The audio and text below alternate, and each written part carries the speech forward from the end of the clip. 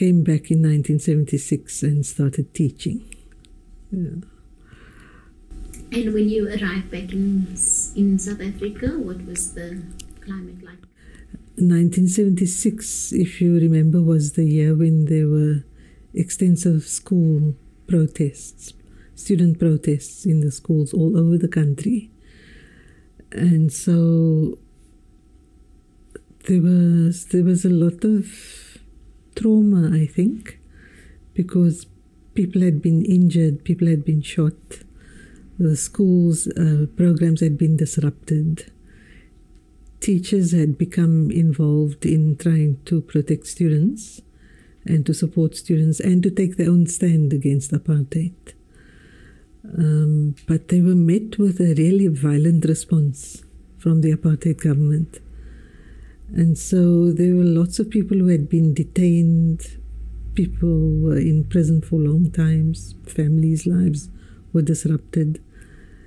But at the same time, there was quite a strong sense of solidarity within the community. So it was a mixed feeling, mixed atmosphere. And then there was this very peculiar thing that the apartheid government did.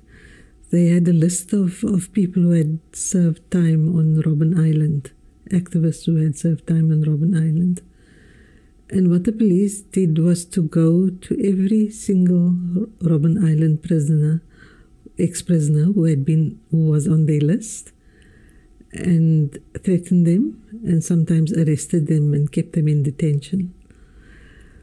But that didn't stop the student protests, because the student protests had arisen kind of spontaneously, if you like. It wasn't organized by the Robben Island prisoners or ex-prisoners. But it was very much of a trauma for every household where there was a Robben Island prisoner or ex-prisoner, because people were recovering from their family members being released from Robben Island, and then they had this constant harassment by the security police. So it was difficult. And what was your role at that point? You were teaching at Bridgetown? Yes, at that time I was a teacher. I was teaching English and history. And so, as you can imagine, we had to deal with the apartheid curriculum. And in history particularly, that was a highly distorted curriculum. So we were facing demands from the students to know what the truth is, what is the real history. So we had to start trying to include some critical comment on the history curriculum. But much of the protest was outside the classroom and outside the school altogether. So we couldn't really do very much in the classroom compared to what was possible in the later stages of protest in 1980, 1985, where there were those waves of student protest. So with the 1980 school boycotts, for example, they were, remember the students were singing that song about being a brick in the wall.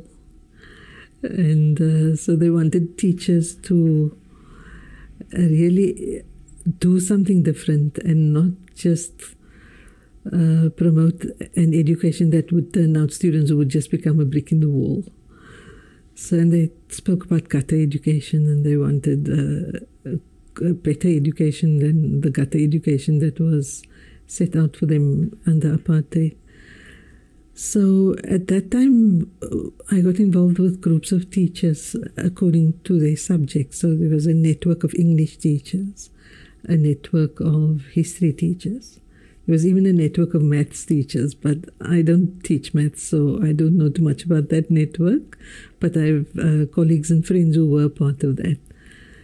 And so the idea with that was to try and see whether we could develop some kind of alternative education content and an approach to teaching that would be different from what was prescribed under apartheid. So it was quite interesting. And where were you getting these ideas from? Was it like through brainstorming sessions? Was there a group of people who came to give you some training? Not so much training, but very collegial processes with other teachers. So we were almost all of us people who knew our subjects fairly well. We were university graduates, most of us, or graduates from the teacher education colleges. So we knew our subjects very well. So we didn't have photocopiers. We didn't have computers that we could use for films and so on. So we used to hire 16mm projectors and borrow films on, those big reels, 16mm reels. We used to borrow those from public libraries and a few outlets that we knew that used to keep films that were not so easily accessible. And so we used to use that in the class. Most of us couldn't drive and didn't have cars at that time, so we would go by train and bus to the places to get the projector and then to get the film in this big case, big reel like that. But, we were a group of teachers across the peninsula who were working together. So it didn't feel like a big burden at the time. In 1985 particularly, when there was that wave of boycotts again around the schools, teachers got quite involved with trying to arrange programs in the schools so that the students could have some kind of activity which they could relate to their demands and to the ideas that they were trying to explore in the protests. And to try and stop them from going out into the streets, because we knew if they went out into the streets, they would be attacked by the police. But we could only do it for a certain time, and then the students wanted some action. So in the end, they did actually go out into the streets, 1980, 1985. And students were shot, and students were attacked by the police. Many were injured. There were some of my nephews, one of them got birdshot in the back of his head. The other one was knocked over the head by the police and collapsed there unconscious on the street. And his fellow students had to carry him out to somewhere. They couldn't get to a doctor. Other students were badly beaten.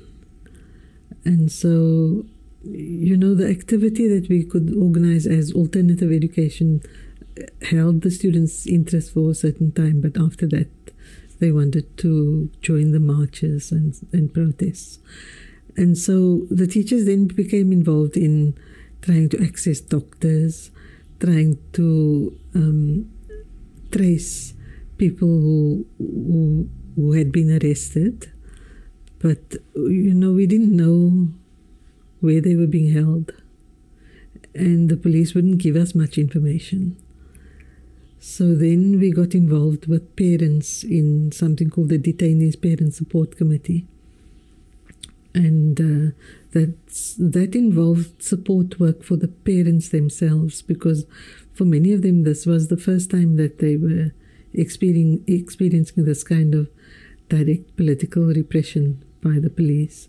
And police had generally been in the areas for criminal activities, but they didn't expect that their own children would be arrested just for having the protest or participating in the protest. So then we had to run sort of house meetings with parents to raise awareness about what rights they had, or what rights their children had who were arrested. Now, the rights were not many. There were very few rights, but there were some legal rights. So, for example, they had the right to a lawyer. So we had to get involved with progressive lawyers who would agree to act on behalf of the students who had been detained. And then the government started detaining teachers as well. So then we had to do support work for the teachers and find lawyers who would represent the teachers. And then we had to find where they were. Now, you were allowed to take clothes once a week. We weren't allowed to take food. Very often the authorities didn't allow us to take clothing or food. So there was very little contact between families and their relatives who were in detention.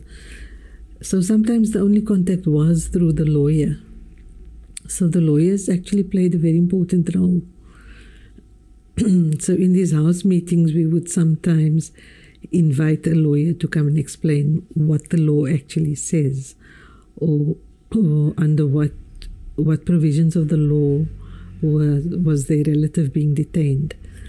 So the relative could be a student or it could be another teacher. And then when the state of emergency was declared in 1985, all sorts of people were picked up.